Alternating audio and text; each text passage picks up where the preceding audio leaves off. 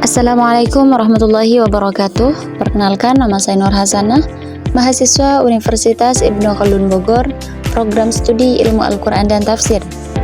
Di sini saya akan menjelaskan atau mempresentasikan mengenai pembelajaran terjemah Al-Quran menggunakan metode PPT Kisah Finda.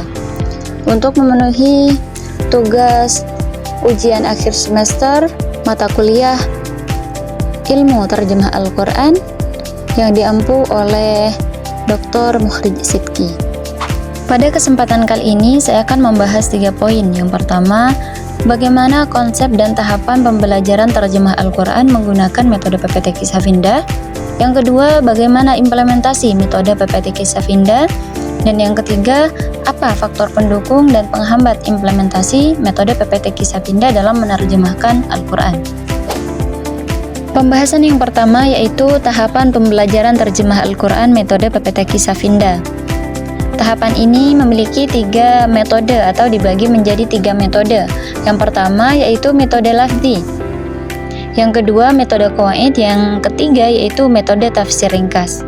Nah, tahapan ini dimulai dari menyiapkan materi dan setiap materi memiliki tahapan jenjang tersendiri. Tahapan ini dibagi menjadi 3. Yang pertama, materi untuk jenjang dasar, yang kedua materi untuk jenjang menengah, dan yang ketiga materi untuk jenjang atas. Materi yang disampaikan untuk jenjang dasar yaitu metode lafzi tadi, yang mana metode lafzi ini meliputi menerjemahkan kosakata di dalam Al-Quran.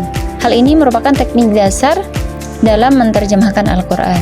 Kemudian yang kedua metode qawaid, yaitu materi untuk jenjang menengah.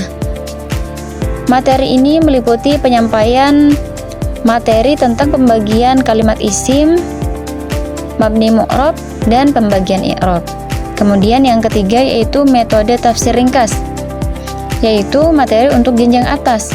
Materi ini tentang penyampaian tafsir ringkas yang meliputi materi ilmu balaghah, ma'ani, badi, dan bayan. Kemudian tahapan yang dilakukan guru dalam ilmu terjemah Al-Quran. Tahapan ini adalah tahapan implementasi. Yang pertama, guru membacakan setiap lafaz beserta artinya. Yang kedua, peserta didik mengikuti bacaan guru tersebut. Contoh, Alhamdulillahirabbil alamin, alhamdu, segala puji lillahi bagi Allah, Rabbil alamin, Tuhan semesta alam. Nah, setelah itu peserta didik mengikuti bacaan yang sudah dibaca guru. Kemudian yang ketiga, guru dan peserta didik membaca kosakata secara bersamaan. Kosakata yang sudah dibacakan tadi, maka dibaca secara bersamaan oleh guru dan peserta didik. Kemudian peserta didik ditunjuk untuk menerjemahkan kosakata, untuk menerjemahkan satu persatu. Selanjutnya peserta didik ditunjuk untuk membaca satu ayat, kemudian diterjemahkan serta menyebutkan kaidah-kaidah materi yang sudah disampaikan. Nah, ini berlaku untuk tahapan jenjang menengah yang mana sudah terdapat kaidah-kaidah yang sudah disampaikan. Contohnya mengenai i'rab dan mengenai nahwu dan shorof. Dan yang terakhir yaitu setiap peserta didik ditunjuk untuk membaca satu ayat kemudian diterjemahkan serta menyebutkan kaidah-kaidah materi yang sudah disampaikan. Nah, pada tahapan-tahapan tersebut guru dibantu dengan berbagai media, contohnya seperti media lembaran Al-Quran dan kamus lafaz Al-Quran. Nah, yang mana kamus ini sudah memiliki 2 warna, yang pertama warna hitam dan yang kedua warna merah. Nah, tulisan yang warna merah ini berarti kalimat tersebut belum diketahui maknanya oleh peserta didik. Namun jika lafadznya berwarna hitam, maka lafadz tersebut sudah tentu diketahui oleh peserta didik atau sudah umum, gitu ya, lafadznya umum. Kemudian berikut ini adalah contoh buku atau materi per juz yang sudah disiapkan oleh PPT Kisah Finda, yang di dalamnya sudah terdapat kosakata Al-Quran beserta artinya.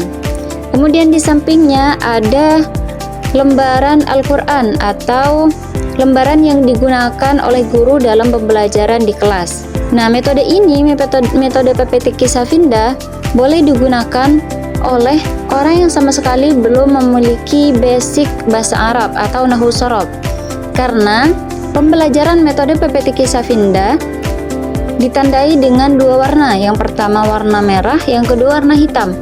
Warna hitam itu adalah kosakata yang sering digunakan atau kosakata umum. Sedangkan yang warna merah adalah kosakata yang belum digunakan atau masih asing. Contohnya pada lafadz Allah, di sini tercetak hitam karena lafadz Allah sudah umum diketahui atau umum diucapkan. Sedangkan basmalah tercetak merah, yang itu menunjukkan bahwa kosakata ini masih asing. Pada lembar pertama ini, banyak sekali kosakata yang tercetak merah. Hal ini karena banyak kosakata yang asing bagi pemula. Dan materi yang tercetak merah di halaman pertama akan tercetak hitam di halaman kedua, karena sudah dipelajari di halaman pertama atau di materi pertama. Begitupun seterusnya, hingga di akhir juz 1, maka akan banyak kosakata yang tercetak hitam, karena sudah banyak kosakata yang dihafal dan dipelajari pada halaman-halaman sebelumnya. Selanjutnya pembahasan yang ketiga, yaitu faktor pendukung dan penghambat implementasi metode PPT Kisah Finda. Faktor pendukung dari implementasi metode PPT Kisah Finda yang pertama adalah alat peraga yang efektif, yaitu lembaran-lembaran yang digunakan guru dalam mengajar. Yang kedua, yaitu media dengan dua warna. Di dalam lembaran-lembaran yang digunakan guru terdapat dua warna, yaitu warna merah dan hitam. Hal itu digunakan untuk menandai kosakata yang asing dan kosakata yang sudah dipelajari. Yang ketiga, yaitu pemahaman siswa terhadap konsep dasar bahasa Arab, yaitu bagaimana siswa memahami materi yang disampaikan oleh guru dalam pembelajaran. Kemudian faktor penghambat implementasi metode PPT Kisah Finda, yang pertama SDM guru. Hal ini karena guru sangat berperan penting dalam memberikan pemahaman terhadap siswa-siswa. Yang kedua yaitu model pembelajaran yang kuno, di mana metode PPT Kisah Finda masih menggunakan model pembelajaran yang klasik. Maka kita bisa mengambil kesimpulan bahwa metode PPT Kisah Finda merupakan metode yang cocok dan efektif dalam pembelajaran terjemah Al-Quran, yang mana menggunakan pendekatan yang sistematis, bertahap, dan mengutamakan pemahaman yang menyeluruh terhadap bahasa Arab dan tafsir Al-Quran.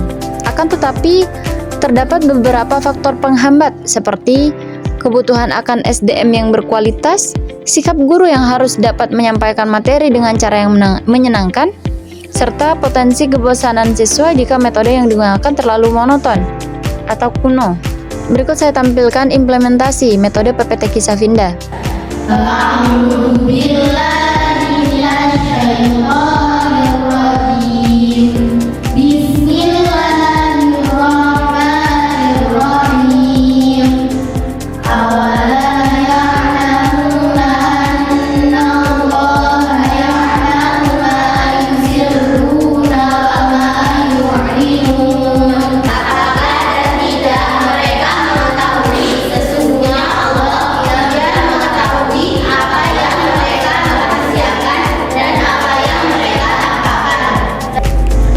Mereka itu orang-orang yang mereka menemukan kehidupan dunia dengan akhirat. Maka janganlah diingatkan dari mereka sesat dan tidak mereka dari Allah. Alangkah buruk apa yang mereka lakukan dengannya diri mereka, bahwa mereka kafir dengan apa yang menurunkan Allah, kedengkian bahwa menurunkan Allah dari karunia-Nya atas orang yang Dia berkehendak dari hamba-hambanya. Mereka kembali dengan kemurkaan atas kemurkaan, dan bagi orang-orang yang kafir siksa yang menghinakan. Katakan bagi mereka, kalian beriman dengan apa yang diturunkan Allah. Mereka berkata, kami beriman dengan apa yang diturunkan atas kami, dan mereka kafir dengan apa. Jadi itulah teman-teman metode PPT Kisah Finda sebagaimana yang telah saya paparkan. Mungkin sekian yang bisa saya sampaikan, semoga bermanfaat. Wassalamualaikum warahmatullahi wabarakatuh.